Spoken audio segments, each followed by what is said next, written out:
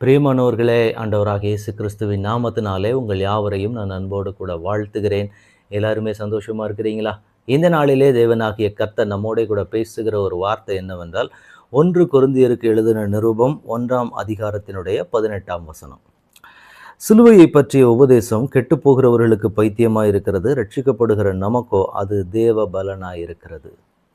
சிலுவையை குறித்த உபதேசம் பொதுவாக இந்த நாட்களிலே அதிகப்படியாக சிலுவையை குறித்தும் சிலுவையிலே இயேசு கிறிஸ்து பட்ட பாடுகளை குறித்தும் அதிகமாய் சபைகளிலே தியானித்து கொண்டு இருக்கக்கூடிய இந்த நேரங்கள் அப்படின்னு பார்க்கும்போது, சிலுவையை பற்றின உபதேசம் என்பது கெட்டுப்போகிறவர்களுக்கு பைத்தியக்காரத்தனமாக தோன்றுமா.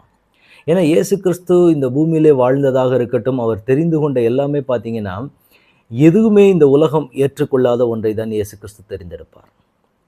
ராஜவம்சத்தை தேர்ந்தெடுக்காமல் ஒரு தச்சனுடைய வீட்டை தெரிந்தெடுப்பார். அவர் பிறந்திருப்பதற்கு மாட்டுத் தொழுவத்தை தெரிந்தெடுத்திருப்பார். அவர் அடிக்கப்படுகிறதற்கு மனிதர்கள் கையிலே ஒப்புக் கொடுக்கப்படுவார்.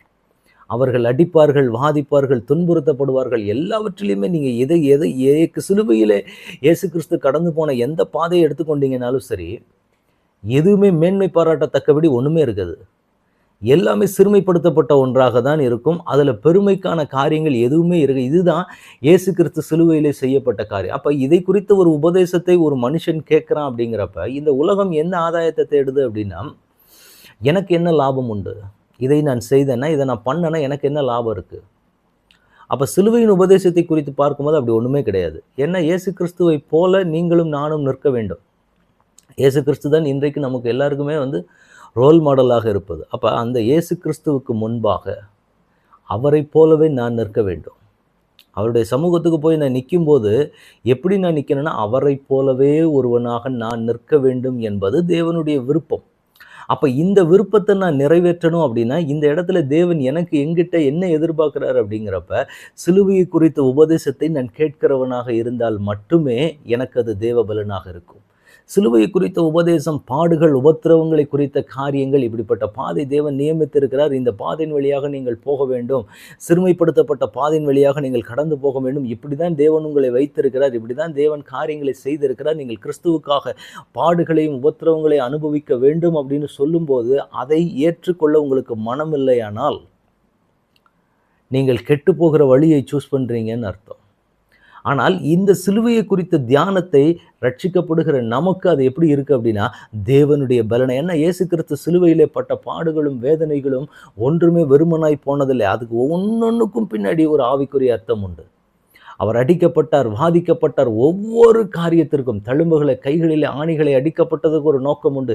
கால்களிலே ஆணி அடிக்கப்பட்டதற்கு ஒரு நோக்கம் உண்டு. சரீரத்தில் வேதனைகளையும் பாடுகளையும் ஏற்றுக்கொண்டதற்கு, அவர் ரத்தம் சிந்தினதற்கு, மரித்ததற்கு, உயிர்த்தெழுந்ததற்கு, எல்லாவற்றிற்கும் ஒரு நோக்கம் உண்டு. ஏனென்றால் இதைத்தான் ஒரு தேவப்பிள்ளை புரிந்து கொள்ளணும். நார்மல் டேஸில் நமக்கு அது ஒரு பெரிய விஷயமாகவே இருக்காது. ஸ்மூத்தாக போய்கிட்டு இருக்கு. அதாவது ஒரு போராட்டத்தின் சூழ்நிலைமையில் போகும்போது என்ன ஆகும் அப்படின்னா, இந்த சிலுவையை பற்றின உபதேசம்தான் உங்களை பலப்படுத்துகிறதாக இருக்கும்.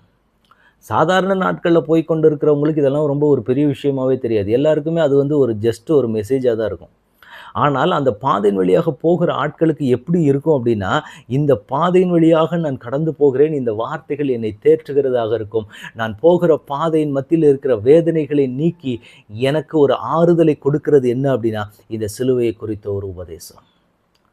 அப்போ இது மைமாலமான உலகத்தின் பாதையில் அல்லது உலகத்தின் பின்னாடி போய்கொண்டு இருக்கிற ஆட்கள் கிட்ட இந்த மாதிரி ஒரு சில பாதைகளை சொன்னீங்க அப்படின்னா, அவங்க அதை எப்படி இதை இந்த காரியங்கள்லாம் இப்படியெல்லாம் அனுபவிக்கணுமா, இப்படியெல்லாம் போய் தான் எல்லாத்தையும் பெற்றுக்கொள்ள வேண்டுமா அப்படின்லாம் கேட்கக்கூடிய ஆட்கள் இன்றைக்கு நிறைய பேர் இருக்கிறாங்க. ஆண்டவர் நமக்கு என்ன சொல்கிறார் அப்படின்னா, உங்களுக்கு தேவ பலனாய் இருப்பதற்கு சாதாரண நாட்களில் அந்த தேவபலன் நமக்கு அந்த அளவுக்கு ரொம்ப தேவைப்படாது. ஆனால் ஏதாவது ஒரு இக்கட்டான சூழ்நிலைமைக்கு மத்தியில் நம்ம போகும்போது கண்டிப்பாக ஒரு தேவனுடைய பலன் ஒவ்வொரு தேவனுடைய பிள்ளைக்கும் வேண்டும். அப்போ அந்த நேரத்தில் நீங்களும் நானும் என்ன செய்யணும் அப்படின்னா, தேவனுடைய சமூகத்துக்கு முன்பாக போய், ஆண்டவரே உம்முடைய சிலுவையை குறித்த பாடுகளையும் அந்த வேதனைகளையும் நீங்கள் தியானிச்சிங்க அப்படின்னா, உங்களுக்குள்ள ஆட்டோமேட்டிக்காக நீங்கள் இருக்கிற சூழ்நிலைகளை மேற்கொள்ளுகிற ஒரு பலன் உண்டாகிறதை நீங்கள் நிச்சயமாக பார்க்க முடியாது. அனுபவித்த தேவனுடைய பிள்ளைகளுக்கு அது நன்றாக தெரியும். இந்த நாளிலே தேவனாகிய கர்த்தர் நமக்கு சொல்ற ஒரு அழகான ஒரு வார்த்தை என்னன்னா, எனக்கன்பான தேவனுடைய பிள்ளைகளை, நீங்க போகிற போராட்டத்தில், நீங்க போகிற பாதையில என்னுடைய சிலுவை குறித்து நீங்கள் தியானித்து பாருங்கள்.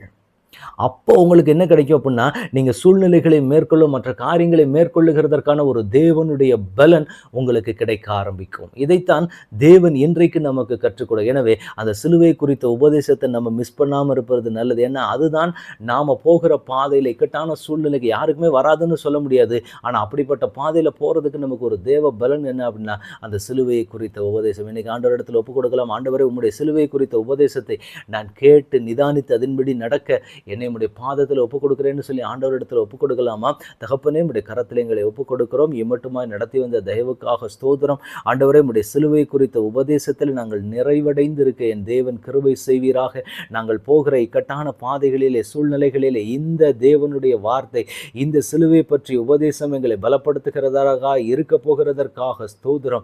அதற்கு விரோதமாக இருக்கிற தடைகளை தேவன் உடைக்க போகிறதற்காக ஸ்தோத்திரம். கர்த்தரே அதை செய்து நீர் எங்களை மகிழ பண்ண போகிற தயவுக்காக உமக்கு ஸ்தோத்திரம். இந்த நாளிலே உம்முடைய சமூகத்தில் நாங்கள் ஒப்புக் கொடுக்கிறோம். உம்முடைய சிலுவையை குறித்த உபதேசத்தை நாங்கள் கேட்டு நிதானித்து அதன்படி நடக்க எங்களை முழுவதுமாக ஒப்புக் கொடுக்கிறோம். கர்த்தர் எங்களை ஆளுகை செய்ய வழி நடத்துங்க. இயேசு கிறிஸ்துவின் நாமத்தில் ஜெபம் கேளும் எங்கள் நல்ல பிதாவே. ஆமென், ஆமென், ஆமென். God bless you.